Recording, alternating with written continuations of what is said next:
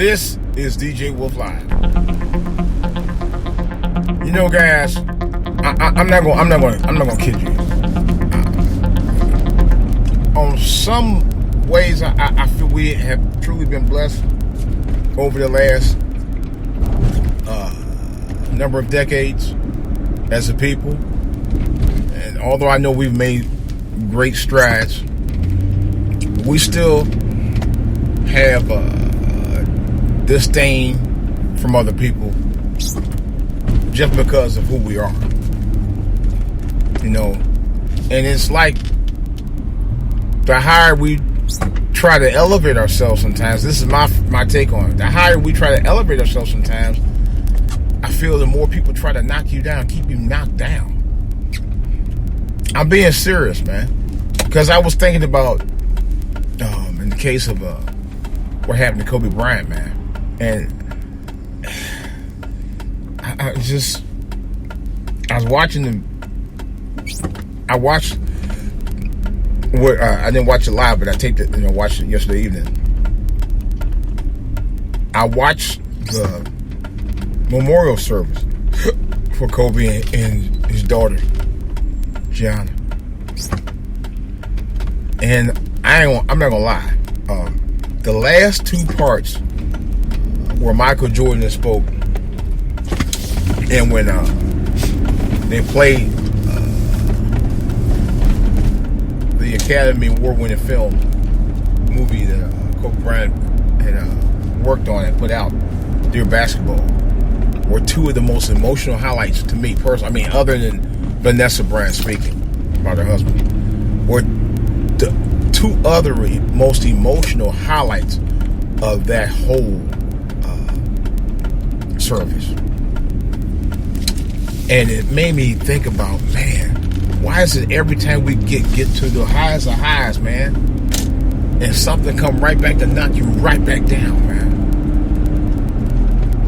And if anything about why I really was hurt by the tragedy of Kobe Bryant's death, is because of the fact that he never got a chance to get through the second half of his life to do the things I would have loved to saw him do. Seriously, that we would have loved to see him be successful at.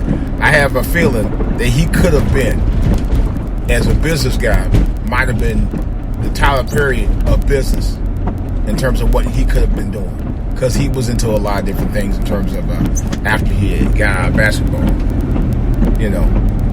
And I was elated for him. I was so happy for him. I was so anxious for him. I was even excited for his brother. I really was. Despite the fact that I'm like a lot of other people weren't Sixers fans like many fans were. And nothing wrong with that, because he was a great basketball player. There's no doubt about that. You had to respect. And I always said, you may not have liked him personally, but you had to respect his game. And I always respected his game. You know. And I've heard many other people say, well, he wasn't my favorite player. He wasn't my favorite player. I mean, he was one of my favorites. I had respect for him. But he wasn't, to me, like you know. But he was there. He made a name for himself in this world, in the world of the NBA, that will never be taken away. That will live on forever. You know, you got to give him that. But the thing of it is, it's like every time we get somebody who get out there, who gets so close to reach for where their ultimate goal was, to be, to become even more successful, to show at the heights of us as successful black people, something always pull you right back down. This is kind of like in the case with Dr. Martin Luther King Jr. I thought about that too. Same thing. I mean, he was moving on to bigger things. You could tell the country was in awe of him and what he was trying to do, and then all of a sudden, that happened.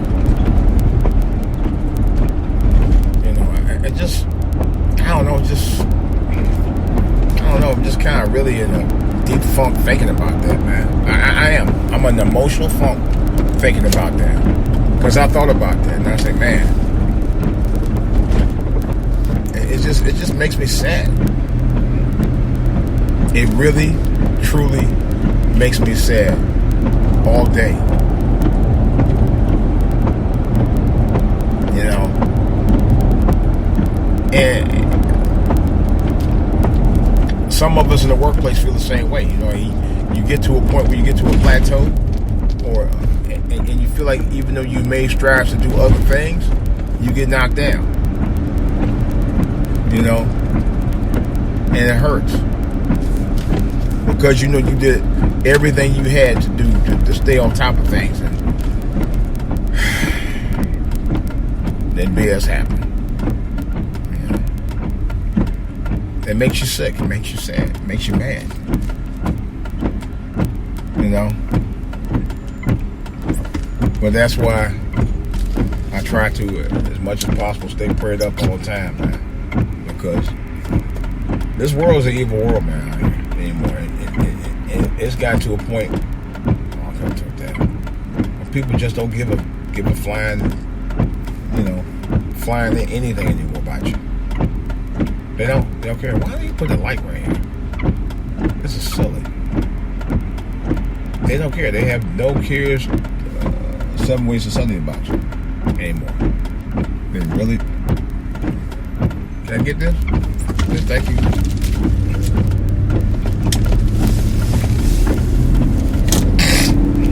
They don't. They really don't care.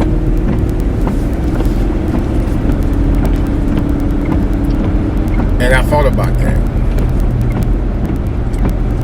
And like in this area, I was telling somebody about this a while back in the DMV, man, because of the way this area is and what they do here in this area and all that, you got some people who are just so cutthroat. You know? They are. And again, I'm going to say it again. Not everybody your friend, your kind. Not everybody your kind is your friend.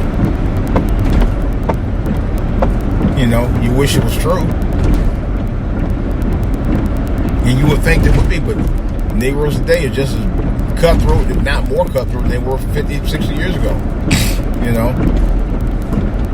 I heard some y'all people, I've heard them on a couple of podcasts, were like, well, you know, things were better back then. No, they weren't. They weren't a whole lot much more better than they are now in some respects, if you really think about it. Yeah, I've heard people say that. People stick together back then more. No, they did not. And I've heard stories from my own parents saying that. Black people, you have black people who were just as treacherous back then as they are now. You know, that's pretty well known. There were people that hated Dr. Martin Luther King Jr. who happened to be black and happened to be church and had to be Christians. The difference is they didn't want to stand up and do anything. They wanted to lay low and say, "Oh, it's okay, yeah, that's all right now, man. We don't want to get nobody upset. We don't want to upset the apple cart." You know, those kind of Negroes. They wanted to leave things the way it was and shuffle their feet and shoe shine the white man all over. I'm being honest. They like that. You know, where you didn't say what was on your mind. You know, where you didn't go out and protest. Where you didn't go out and speak out. Where you didn't go out, you know. Those are the kind of people who didn't like Dr. Martin Luther King. That's a fact. I'm not saying nothing out of turn by it. This is documented. Yeah. The same people who would have loved to live back then the way they lived in the 1860s and all that, and before that, they had no problem with that. But you had to change the mindset of African American people. And like somebody was saying, and I was listening to this in a podcast, brilliant podcast. They said if you could get 10% to get the heads right, you can change the mindset of our people, of our culture, and you can, even in today's standards, you could. And that's why I harken back to Kobe Bryant. Now, other thing I can say about Kobe Bryant, somebody else had mentioned it at the service, that Kobe Bryant really was about teaching you brothers out here about being a family man, a strong family man. But they never said strong black family man, which you got to give him credit for. And I know people that, but his wife wasn't black. Who gives a shit? You know, you got a lot of brothers out here who wives ain't black. And guess what they ain't doing? They ain't taking care of the kids. Think about it. Kobe exemplified that. He really did. You know, he exemplified black excellence. This guy was smart. He was a very, very brilliant young man. He was a lot sharper than people gave him credit for. He really was a sharp guy. That's no joke. You know, like I say, I see elements of how my son is in the likes of a Kobe Bryant. It's like my son's generation kind of like, or the kids of my son's generation and like my son, that kind of like have that sharp wit about them. And he's very much like that, you know, and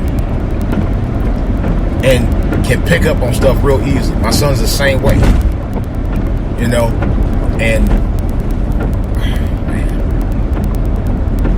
we need, and this is me, I think we need more Kobe's like that now in the world. Not just in basketball. You know, we need them as lawyers, as doctors, as police officers, as police commissioners. You know, we need them in every aspect of our life.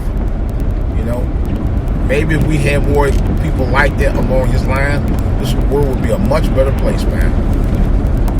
Yeah, I said it, damn it. And I meant what I said. You know, because the one thing he did exemplify was exemplification of his family. He has strong beliefs about family, man. Not too many brothers of his ilk has ever really addressed that in the forefront publicly like him. Nobody. Especially of his age bracket and younger. You know, you have to admire that. This man learned how to play piano strictly by ear. Yes, the same song the instrumental that Alicia Keys played was the same song that Kobe had learned to play, which is why she played it last night. I saw a video where he actually did play it. Somebody said he was trying to play it. No, he learned it. I saw a video footage of him actually playing it to a live audience. Okay.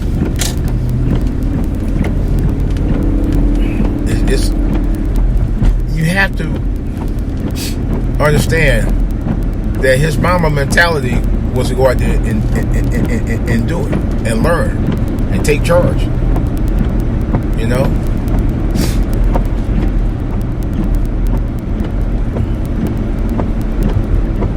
That's the kind of mentality that we need to have.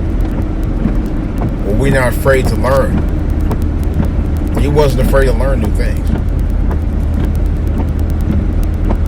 You know? We need more people like him, man. And it just, I don't know, man. It's just,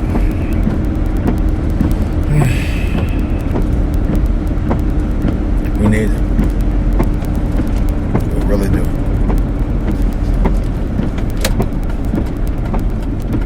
We really do. Rest in peace, my brother. You were really one of a kind, man. It's one of a kind. One of a kind. One hell of a kind, but one of a kind. DJ Wolf, I'm out.